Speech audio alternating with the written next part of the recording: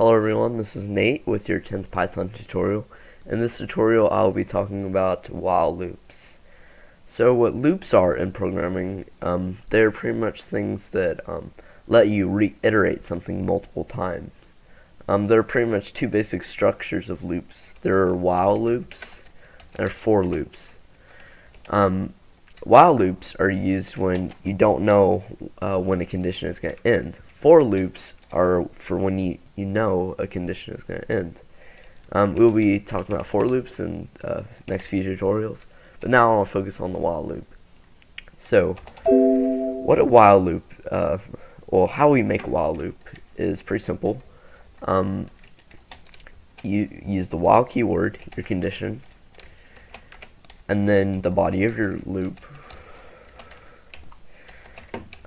it's true, and then ends it off by saying, need to make a variable, x equals true, and then we can set x in there. I forgot about this step. So then we can go ahead and do x equals false, and pretty much we have a basic while loop. So what this does is, since x is equal to true, it will iterate once, it will print it's true, then when it reaches the end, it sees false, and then the loop exits. So it just runs once.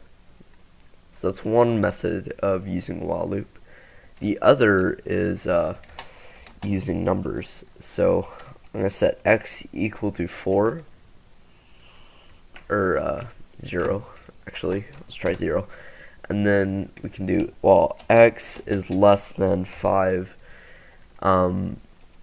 print x, and then we can do x equals x plus 1.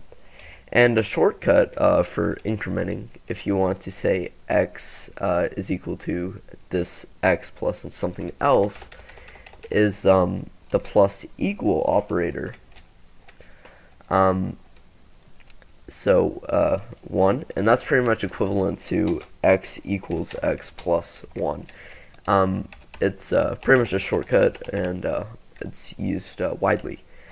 There's also several others, the subtraction, increment, or decrement, multiplication, division. They all do what you think. So x equals x plus 1, and when we run this, it will go up to 4, like that. Let me show you an example of where a while loop will be useful.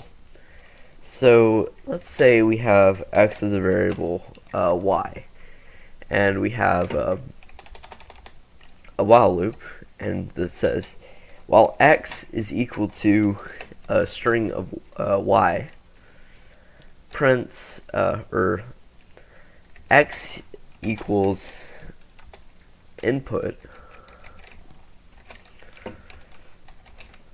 y slash n, and then it'll just go through that. So if we run that, we have this little dialog come up. If we enter y, it'll keep going. If we enter n, then it'll stop. Or rather, anything else. If I enter that, then it'll stop, because we didn't catch for anything else. We just wanted to make sure that it was y.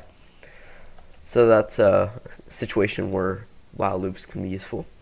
Another one is when you have a program that you want to end when the user is done, and you want to keep reiterating a task. So for example, if we have a basic calculator, user n equals input, insert operation, and then we have this print eval user n, and then run that, and then we can do 3 times 3, and then it just ends there. Well, it's not fun. If we want to run multiple times, then we can do an infinite loop.